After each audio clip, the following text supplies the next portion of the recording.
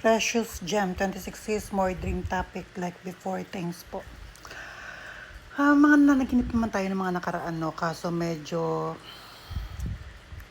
nakakatakot ang mga panaginip natin. More about paghukom na tayo, no?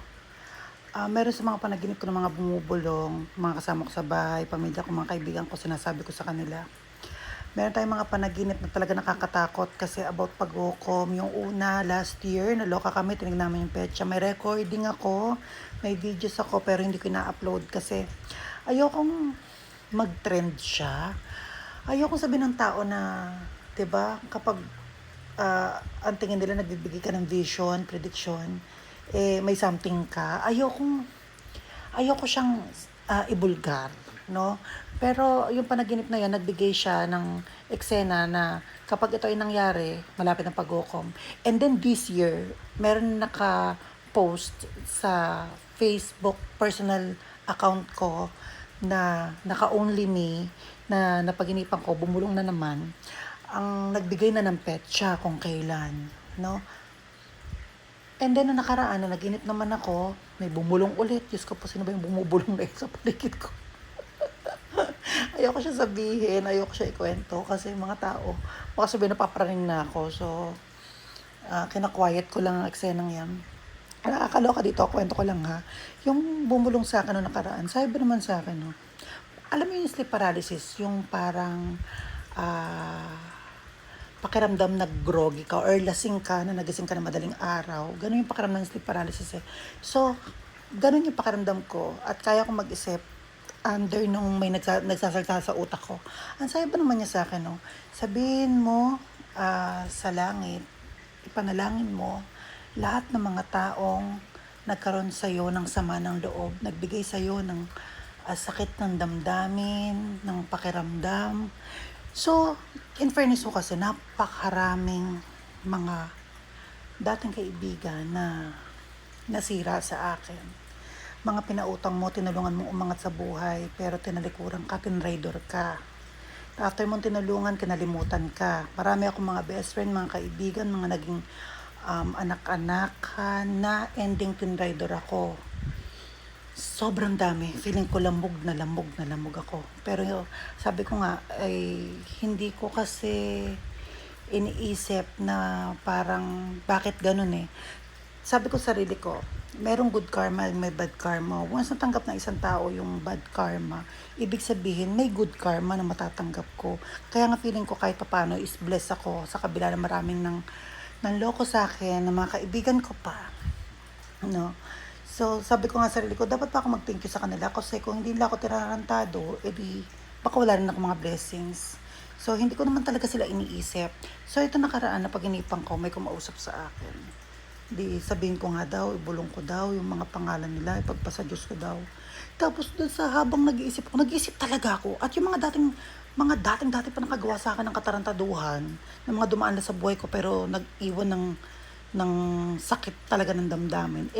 Naalala ko pa dun mismo sa panaginip at hindi ko naaral sa personal yun. Sa real life, hindi ko na siya natatandaan. And then, nung nagising ako, naalala ko na ulit yung mga pangalan nila. Dati naloko sa akin sa cellphone, nagpa-swipe.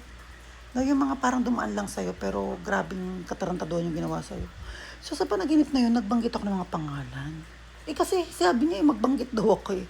So, ang nakakaloka dito, specifically, sige, mention ko na, may dati akong anak-anakan si Kyle. Okay, Kyle, kung nakikinig ka, ito yung mismong kwento.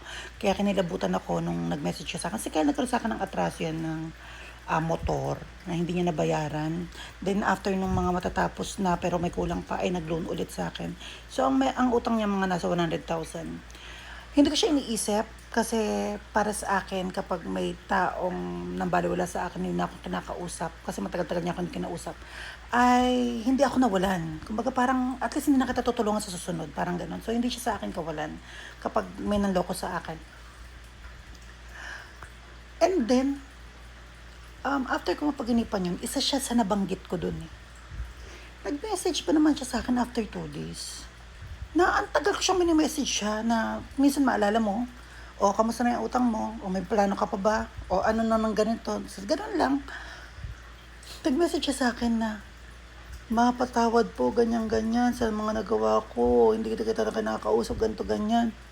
Tas, hindi ko siya kinakausap. Ang sabi pa naman niya sa akin, "Ma, napaginipan po kita kanina. After po ng panaginip ko, ramdam na ramdam ko yung galit mo, ganyan-ganyan. Tapos, sorry po, ganyan-ganyan. Promise, itong March, magbabayad po ulit ako sa'yo, ganito, ganyan." Tapos, hindi ko siya kinakausap. Nung sinabi niya yung panaginip niya, naloka ako. So, sinabi ko ngayon sa mga kaibigan ko, mga kasama ko sa bahay, na naalala niyo ba yung sabi ko sa inyo may bumulong sa akin, sabihin ko daw sa, banggitin ko daw yung mga pangalan nila. Sabi ko, isa siya sa nabanggit. Sabi ko, bakit ganun?